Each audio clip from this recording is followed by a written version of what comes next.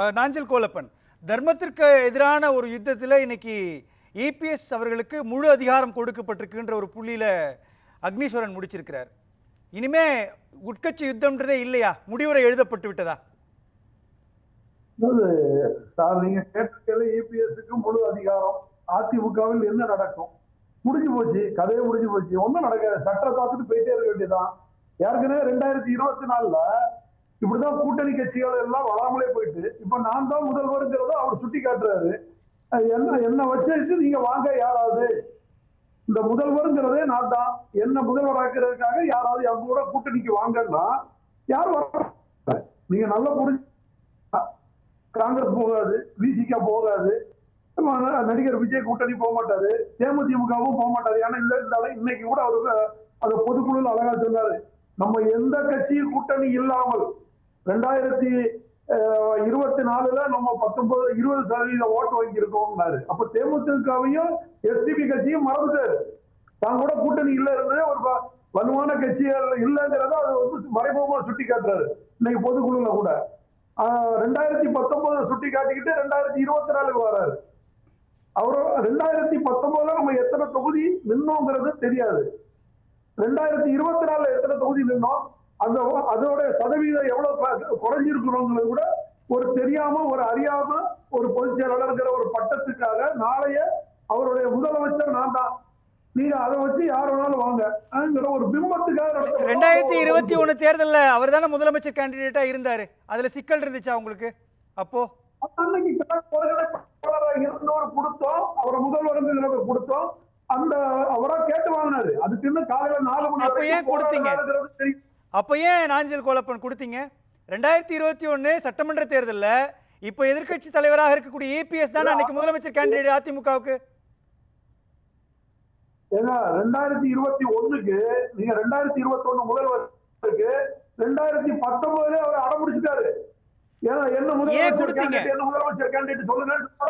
சரி, ஓகே. ஒரு நிமிஷம் நாஞ்சில் கோலப்பன், ஒரு நிமிடம். 2019 அடம்பிடிச்சாருன்னு சொல்றீங்க, 2021 வலுக்கட்டாயமா நீங்க கொடுத்தீங்கன்னு சொன்னீங்கன்னா, 2021 அதிமுகவுடைய தோல்வின்றது தென் மாவட்டங்கள்ல வாக்கு இழந்தது தானே. அப்ப திட்டமிட்டு நீங்க இபிஎஸ் அவர்களுடைய கால வாரி இருக்கீங்களா?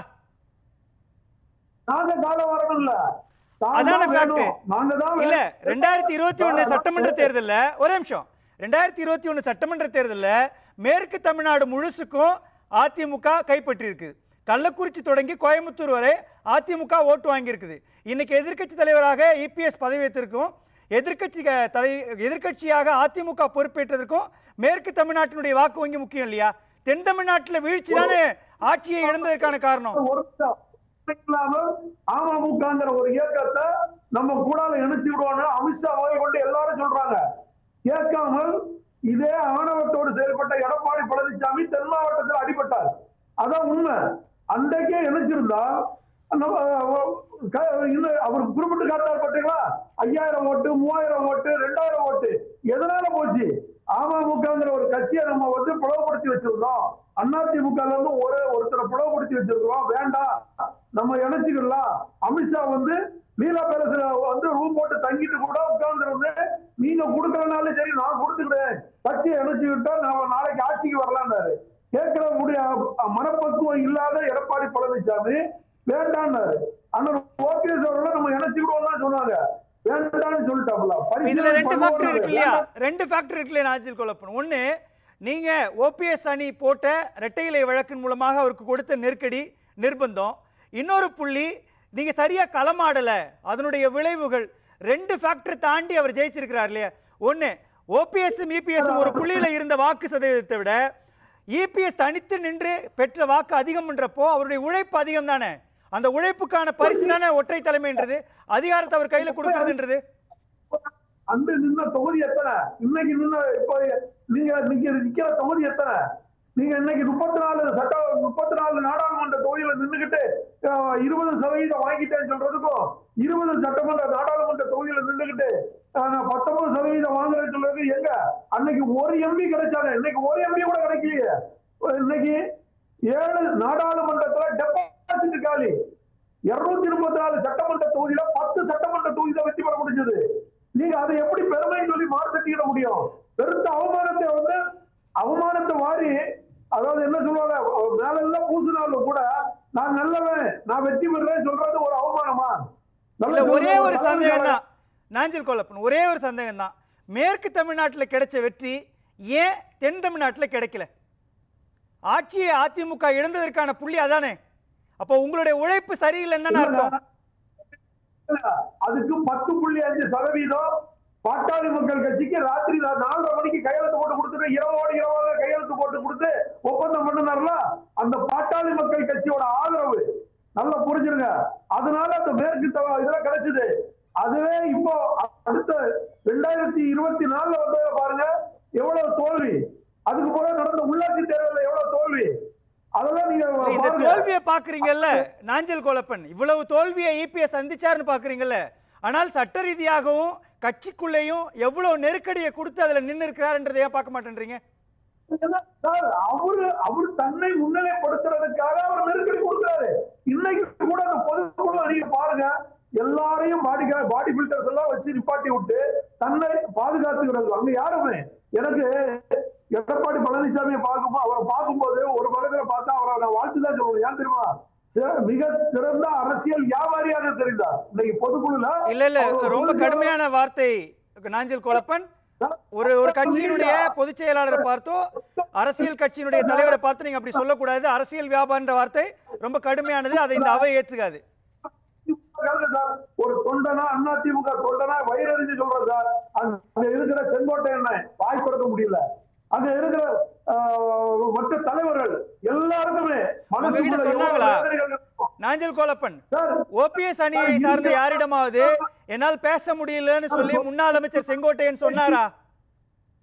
இந்த நிமிஷம் வரை அதிமுக குள்ள தானே இருக்கிறாங்க அவங்க. எல்லாரும் இருப்பாங்க சார். எவ்வளவு மனம் விரும்பி, எவ்வளவு கஷ்டத்துல இன்னைக்கு இந்த இயக்கம் இவ்வளவு பாழ்பட்டு நிக்குது.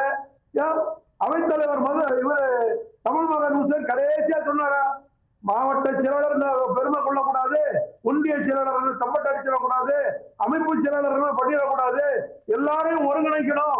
ஒருங்கிணைச்சாதான் நம்ம நாளைக்கு அதிமுகங்கிறத அங்க இருக்கிற உள்ளவரை வச்சே பேசிதான் வந்தார் அவைத்தலைவர். அவருக்கு தெரியாத புரட்சி தலைவரோட பயணித்தவரு. அப்படித்தானே ஒருங்கிணைக்கப்பட்டது, அப்படித்தானே ஓபிஎஸ் தர்ம யுத்தத்துக்கு பிறகு ஒருங்கிணைக்கப்பட்டது அதிமுக. உள் மனசு ஒருங்கிணைப்பு சொல்லுது பாத்தீங்களா? அந்த ஒருங்கிணைப்பு பிரிந்தவர்கள் அனைவரும் ஒன்றிணையணுங்கிறதா அதை சொன்னா எடப்பாடி பழனிசாமி இன்னைக்கு நம்மள வெளியே தள்ளிடுவாரு. சரி, ஒரு பக்கம் இல்ல இந்த சந்தேகம் எனக்கு வருது நாஞ்சில் கொல்லப்பன். ஒரு பக்கம் சட்ட ரீதியாக போராட்டம் நடத்துவீங்க, இபிஎஸ் அவர்களுக்கு நெருக்கடி கொடுப்பீங்க, ஆனாலும் ஒன்றிணையணும்னு சொல்லி பேசுறதுன்றது அதிகாரத்துக்குள்ள ஓபிஎஸ் வரணுன்றதுக்கான முயற்சி தானே? அது அரசியல் பழிவாங்கல் கூடிய நடவடிக்கையோட தானே காய் நகர்த்திட்டு இருக்கிறீங்க. சார் ஒரு சட்ட ரீதியா எதுக்காக சார் போறோம்?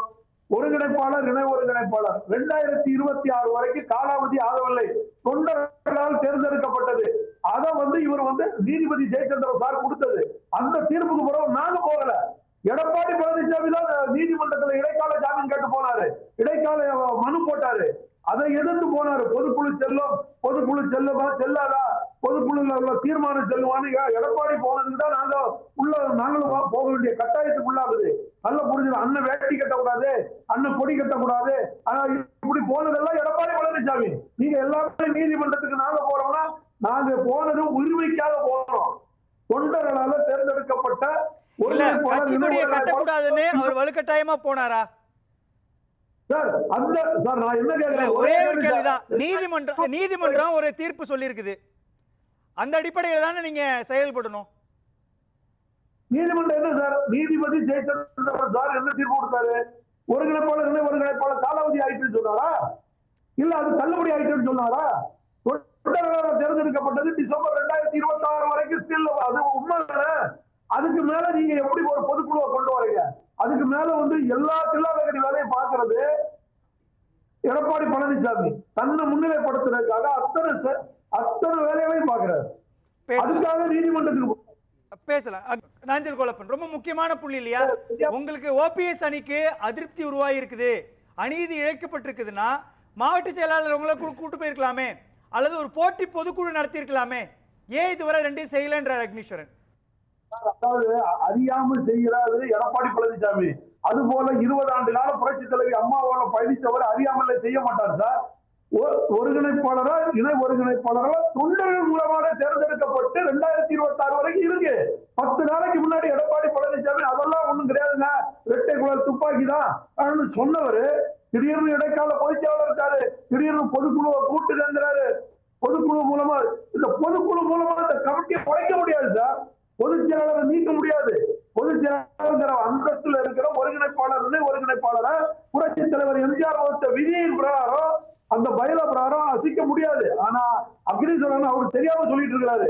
ஏன் திருச்சியில ஒரு மண்டலத்துல பாக்கலையா, ராமநாதபுரத்துல போய் மக்கள் செல்வாக்கு பாக்கலையா, நீங்க நின்ன இடத்துல எல்லாம் டெபாசிட் காலி பண்ணலையா, யாருக்கு மக்கள் ஆதரவு கொடுக்குறாங்கன்னா ராமநாதபுரத்துல வெற்றி வாய்ப்பு இல்ல. ஒரு நிமிஷம் நாஞ்சல் கோலப்பன், அதிமுகவுடைய தொண்டர்கள் ஓபிஎஸ் பக்கம் நின்னாங்கன்னா ராமநாதபுரத்துல ஜெயிச்சிருக்கணுமே சார். 3 லட்சம் ஓட்டு வாங்கியிருக்காரு சார். அன்னைக்கு இருந்த ஒரு ஓட்டு 2 முறை முதலமைச்சராக இருந்தவர் சார். 6 பன்னீர்செல்வத்தை உரையில 12 நாள் தான் சின்னம் கிடைச்சி, அதுக்குள்ள புரட்சி தலைவி அம்மா காட்டிய முகத்தால் அவர் வெற்றி பெறாரு. கொடி கிடையாது, சின்னம் கிடையாது.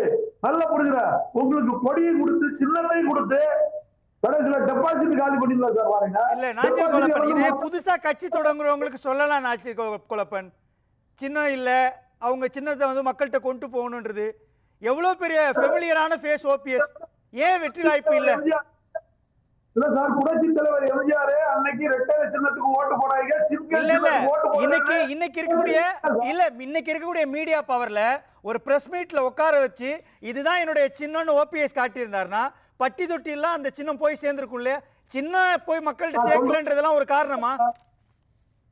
சின்ன எவ்வளவு ரீச் ஆகுறதுக்கு எவ்வளவு கஷ்டப்படணும், தொண்டர்கள் எவ்வளவு உழைக்கணும். ஒரு நாடாளுமன்ற தேர்தல்ல நல்லா புரிஞ்சிருங்க, ஒரு நாடாளுமன்ற தேர்தல்ல அதுவும் திருச்சியில் ஆரம்பிச்சு இது சாத்தூர் வரைக்கும் இருக்கு தொகுதி. அப்படிப்பட்ட ஒரு பெரிய தொகுதியில கள இறங்கி நிற்கிறாரு வேட்பாளராக. அந்த புது வேட்பாளர் அவர் பழக போட்ட இடம் கிடையாது. ஆனா இதே போய் நிப்பாரா? ரெண்டாவது சுற்றுல பேசலாம்.